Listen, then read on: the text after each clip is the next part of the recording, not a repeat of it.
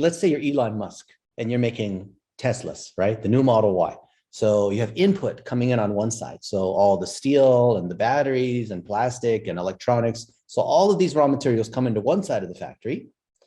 Then inside the factory, you have lots of different tools and you have workers on the assembly line. So factory workers that are processing this content, kind of like, have a car that goes through and you have to put the transmission in place and put on the tires and give it the paint job and install the radio and other kinds of things. And then outside the factory, you have all kinds of outputs.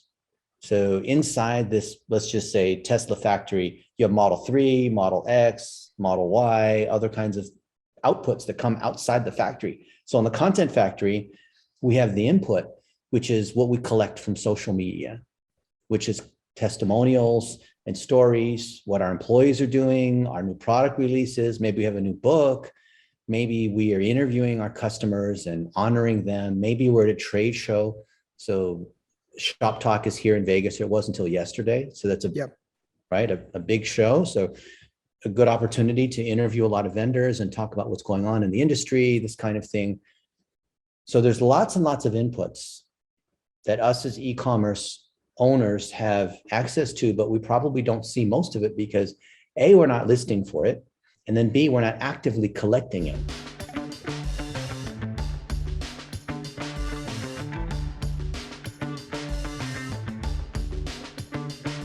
Hello, everyone, and welcome to a new episode of the e-commerce growth stories. I'm here with Dennis Yu. Hey, Dennis, how's it going? Hey, Valentin, my e-commerce god. Yeah, so the background of the e-commerce god is that I'm in this place. I can't switch the camera too much. In this place, we are doing the quarterly management retreat. And it looks awesome. It's a very big room. I'm here all by myself. Nobody's awake yet. Because here it's morning and there Dennis, what time is it for you now? It's like 10 p.m. in Las Vegas. Perfect. All right. So in this episode of the e-commerce growth stories, we're going to help you move the needle in terms of the acquisition. And Dennis, today I wanna chat with you about the way to make the creatives work for a company, because there is this let's say debate about channels, but let's focus a bit on creatives. Yeah, what's your take on the creative part of things? I'm glad you brought this up because I have been one of the stubborn resistors, thinking that I could get away with just the old ways in doing creatives, which is words and landing pages, copy, images, because I started with the search engines over 20 years ago.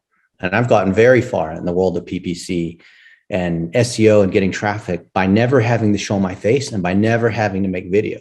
So for many years, I've been able to escape making video.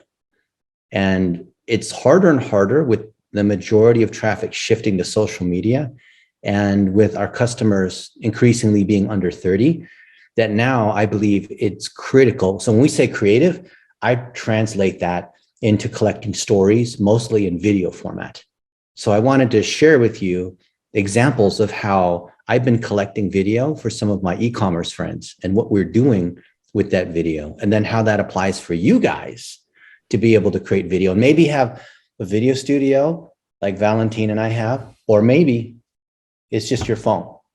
And I wanted to show examples of that to kind of demystify what it means to collect video and to be able to tell stories and then run those videos through what we call the content factory, so they can turn into ads for acquisition and turn into lead ads and turn into retargeting and turn into other kinds of ads and just things that we rank on, organically for and whatnot, right? Or YouTube, or putting up blog posts featuring customer stories, right? What do you say? Yeah. Let's unpack things a bit, Dennis. So what do you mean by content factory? What's a content factory? The content factory is processing content. So imagine instead of making, let's say you're Elon Musk and you're making Teslas, right? The new Model Y. So you have input coming in on one side. So all the steel and the batteries and plastic and electronics. So all of these raw materials come into one side of the factory. Then inside the factory, you have lots of different tools and you have workers on the assembly line. So factory workers that are processing this content, kind of like, have a car that goes through and you have to put the transmission in place and put on the tires and give it the paint job and install the radio and other kinds of things. And then outside the factory, you have all kinds of outputs. So inside this, let's just say Tesla factory, you have Model 3, Model X, Model Y, other kinds of outputs that come outside the factory. So on the content factory, we have the input, which is what we collect from social media, which is testimonials and stories, what our employees are doing, our new product releases, maybe we have a new book, maybe we are interviewing our customers and honoring them, maybe we're at a trade show. So Shop Talk is here in Vegas. It was until yesterday. So that's a big show. So a good opportunity to interview a lot of vendors and talk about what's going on in the industry, this kind of thing. So there's lots and lots of inputs that us as e-commerce owners have access to, but we probably don't see most of it because A, we're not listing for it. And then B, we're not actively collecting it from our customers. And we're not training the people on our team in customer service or whatnot to be able to collect that video.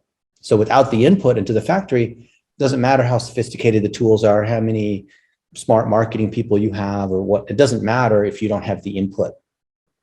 And then from there, we can load it up into ads. We can turn them into blog posts. We can turn them into tweets. We can turn them into whatever we want to turn them into, right? Yeah. So to understand a bit, if we think about a content factory, what we need to do is to understand the whole process, right? From the idea to the final output. Yeah. And also we need to look at what kind of phases are over there. So it's like an assembly line where you have the one which is getting the concept and the idea. Then you have to produce the content. You have to tweak it, to adjust it, to slice it, to adapt it through all these channels, and then to distribute it. And out of these phases, then we have the concept, we have the production, we have then the distribution. Yep. All of these phases are important. Yeah. Yeah.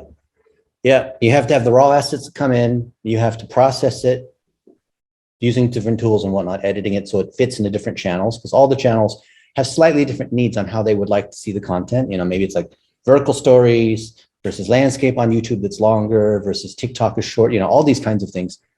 Then when we distribute, that's posting it. And then the amplification is if we run ads against it. So I wanted to share what that looks like. Let's see that. You made me curious. Let's steal Dennis' use content factory plan. Yeah, okay, we can steal this whole thing. So I think you need to enable sharing here. Oh yeah, let's do that. Okay. So let's see. Yeah, can you see this? Yeah, all good. So we're collecting all these raw materials. So this is having a strategy, which is largely the content, but you have to know what is the content about, what is the goal. We're not just randomly collecting content. We have to then edit it, which is what we call this asset production, all different forms of that, then push it out to these different channels and then be able to run ads against it. And my favorite way of collecting content, especially if you are the owner of the store, is to collect it on your iPhone, not through professional video. I've done a lot of professional video. So name any city in the world. Denver. Yeah. So I was in Denver just last week. I haven't knew that. You did? What? I never knew that. What were the chances that you've been last week? Yeah. Yeah. And in fact, I was at, Denver International Airport. So you can see I'm taking pictures there, or I'm in Broomfield, Colorado. More specifically, you can see this is just a couple days ago, and I'm taking pictures of the donut place, or we're out in the mountains doing hiking. I even made a little silly video where I think I was sliding down the snow slopes. I don't know if that's in this one here. But the beauty is that when you have these things, they're automatically tagged. And because Google and Amazon and the iPhone already know that. So if I take Florida, just last month, well, a couple of weeks ago, I was in Orlando, and my friends who run the Magnolia company where they sell these magnolia wreaths, and they went last year from, I think, $1.1 million to $2.5 million, and they're growing. They're selling these wreaths. I use my iPhone, this phone right here, to collect a bunch of stories, because these guys are farmers. And they have had this farm that was handed down from their parents. And you can see they have this equipment where they're planting and replanting these trees. So I'm collecting these different stories. Look at this. Have you seen a truck like this before? Never. It literally can take the tree, digs it in, pulls it up, and then drives to the other side.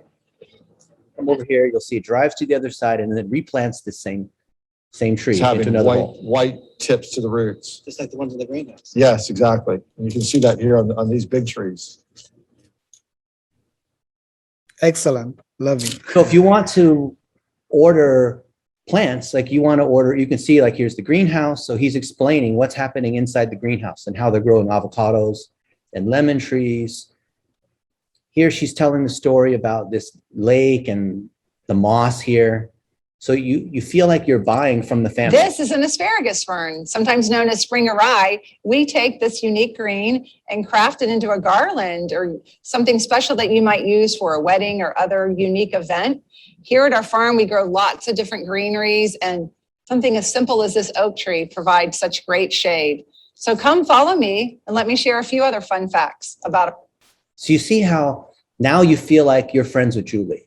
You feel like you're friends with Matt. You have the personality. So instead of just buying it from Walmart or whatever, you can see that there's workers here. So look, as Matt is talking about these gift wreaths, these are one of the most popular items. Into this. So that would we have combinations of these that we would just turn into little TikToks and little Instagrams, little stories. Hey, we got these beautiful gardenia plants in here. Have a sniff. Beautiful. Can you imagine the fragrance? And then he starts to interview some of the employees that have been working on the farm for 20 years, 25 years. So here's their main lady who's in charge, and we're getting her on camera. She's not a camera person. And God, blessing the plants too. And if you want the plants rooting, the plants rooting because you pray before it start. But I can explain like just like you said. Okay, ready? Come on, we'll talk about it. Okay. Okay. And even that is so natural, and I love I'm that. Matt with Magnolia Company, and here's Maria Mendoza. She's the general manager. We're just shooting. Life, but she's going to tell you one special thing that she does every time before she starts a new plant project. Maria, what is it that you always do? Pray. When I pray, I start a new job or a new project. I pray, and I told Matt, can you and the whole girls pray before I start a new job or new project? And so we get to start that even when the plants are little seedlings. That way. So you feel like you are accompanying him and your friends, and so he's taking us along. You can see we're walking and talking, and he's explaining what's occurring here. He and his wife, right? They're telling different stories about what this means to them. They even have a lake in the back that's multiple acres, and it's just a lot of fun. Like, here's this lake. So he's talking about this lake in the back of the farm that they built. Do you want to know how to save 1 billion gallons of water and why there's a new 4-acre lake here on our Magnolia farm? Well, welcome to Lake Magnolia. This is a new lake that we just dug, and it's a water recycling project that we started 2 years ago. And over the next 20 years, we're going to save 1 billion gallons of water that we would normally take out of the aquifer to water our magnolia trees.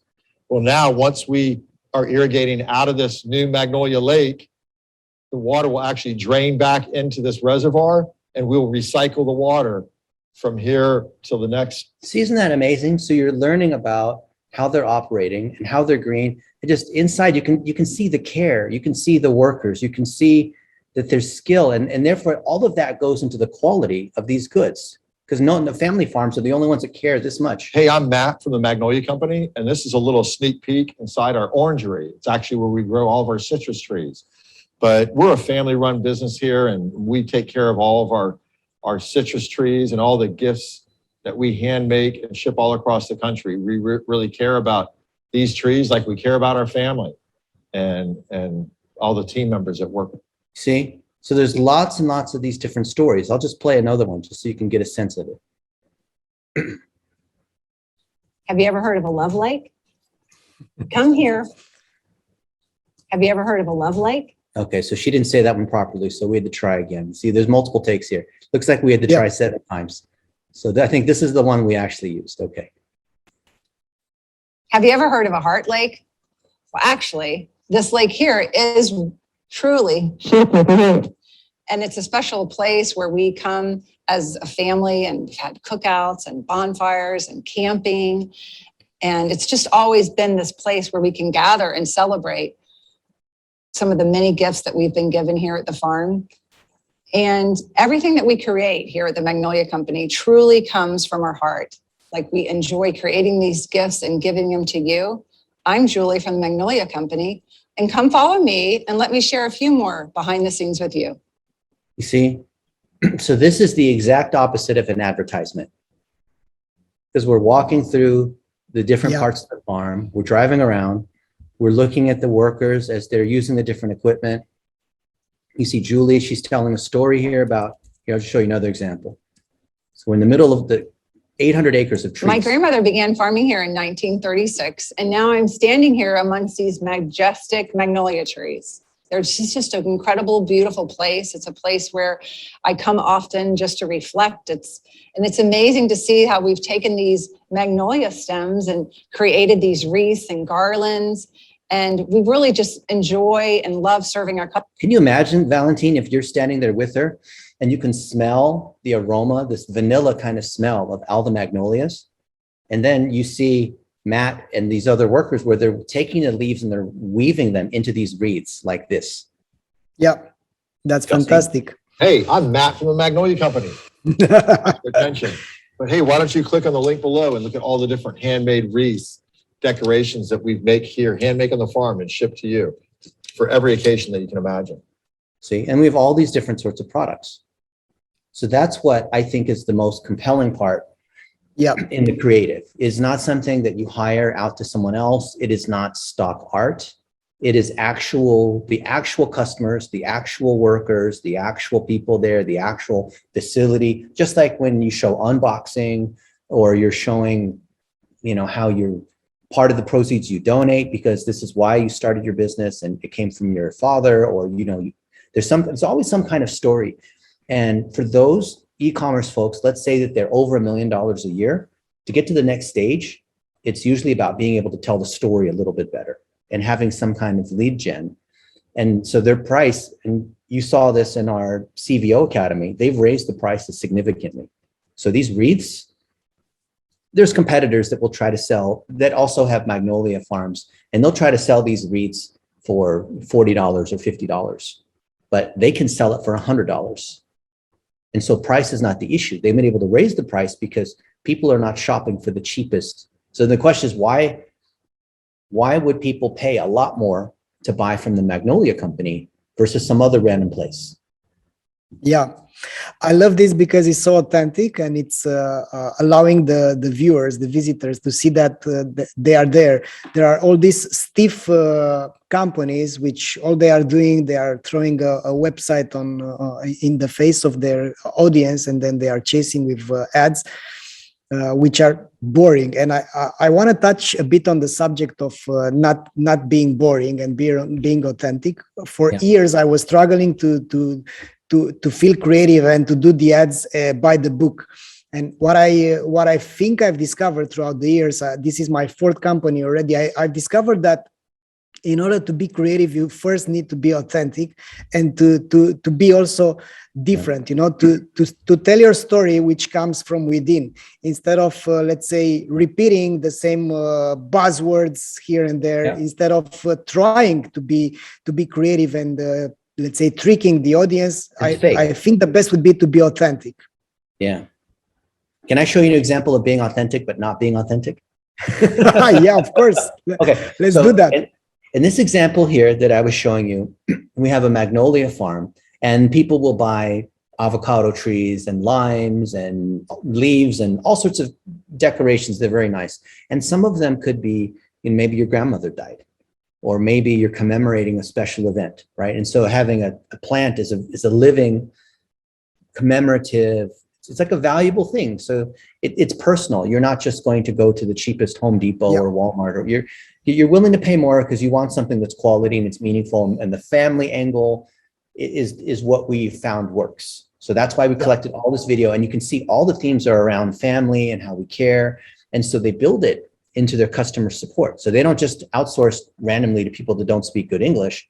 They have people in-house that will follow up saying, Valentin, I just wanted to make sure that the fruit plant we sent you, did it come okay? Do you need any help to make sure that it's, being fertilized properly? Is it in good shape? And, I just want to check in and see, like, how is your order, right?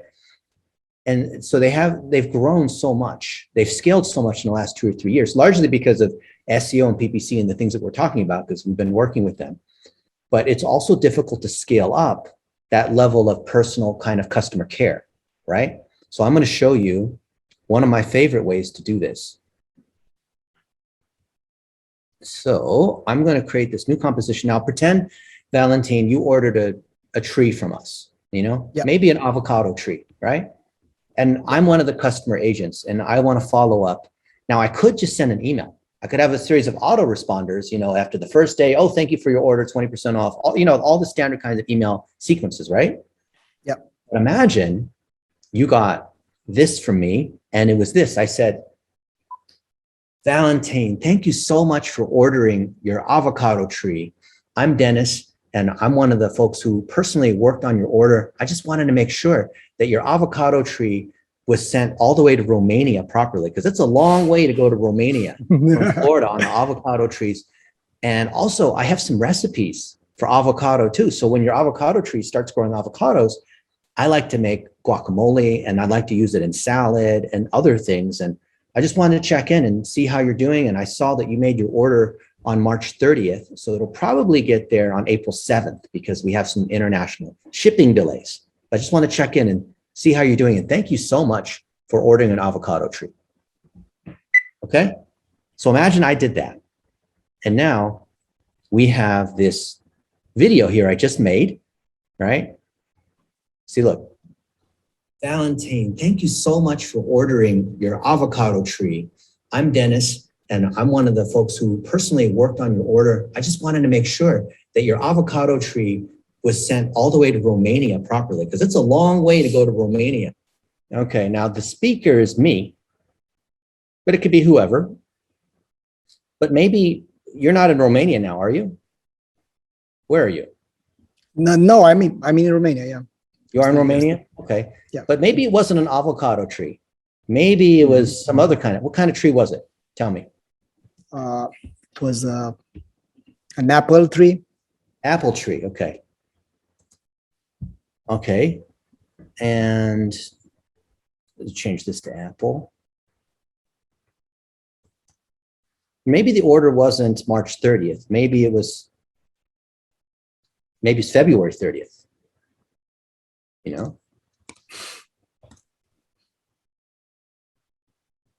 Okay.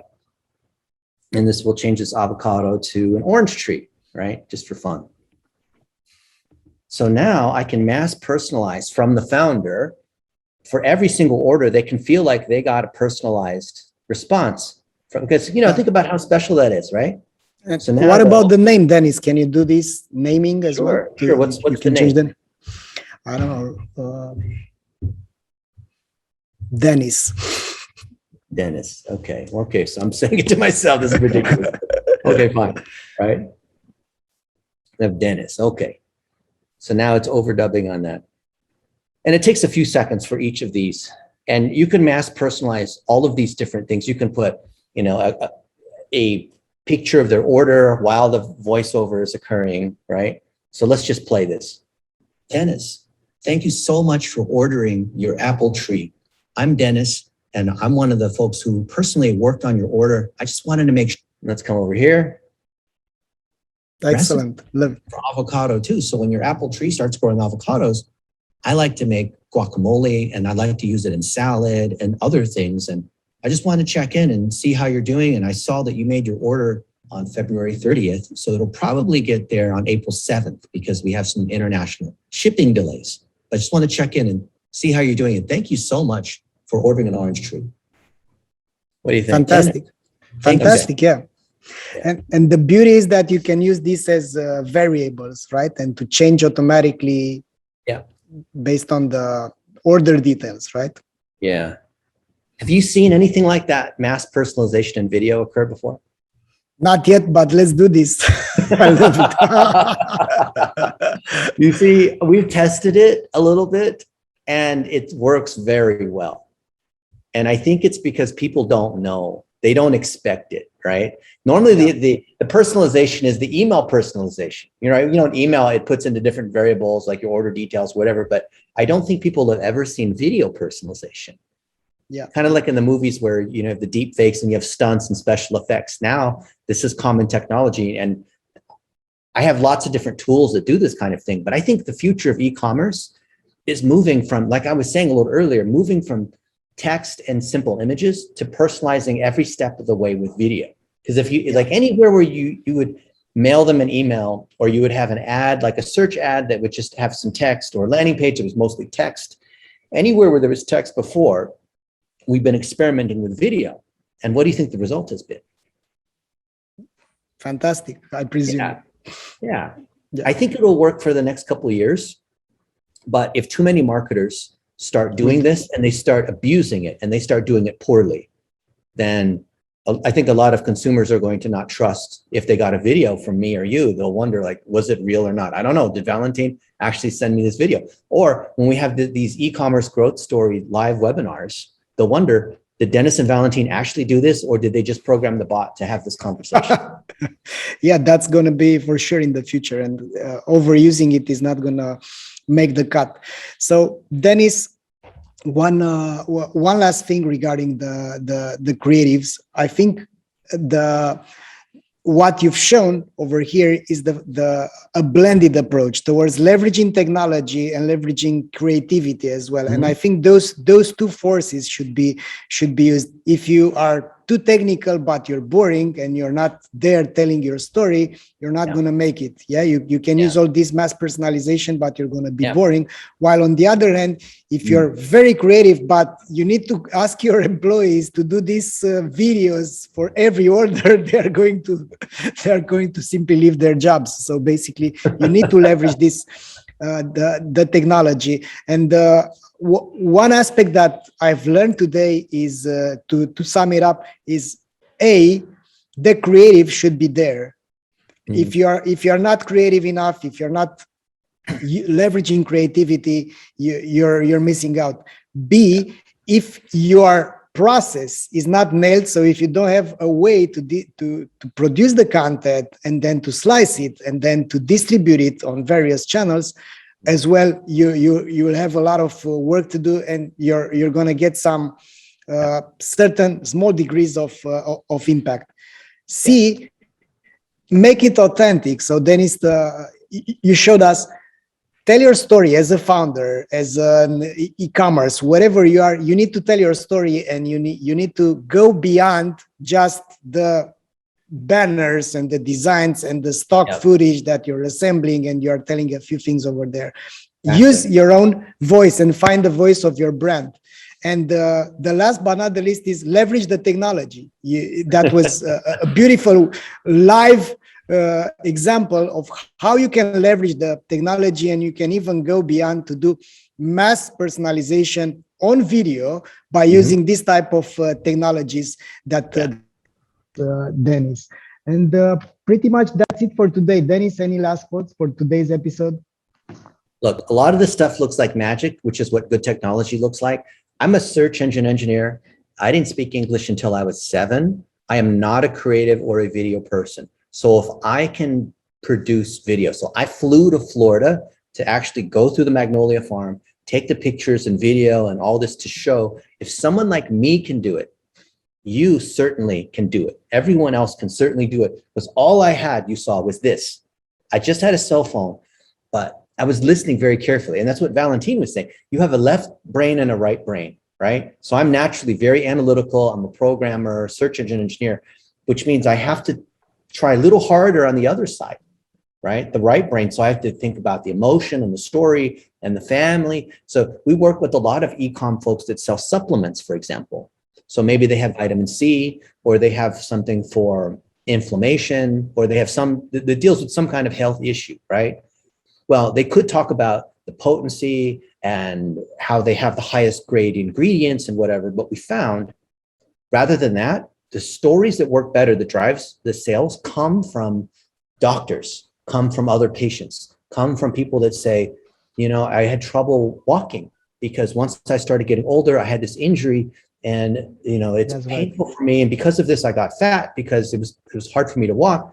But now I'm taking these particular products and I actually can walk across the street now. And I've not been able to walk across the street for 10 years because I have sores on my feet. And so I'm collecting these stories, right?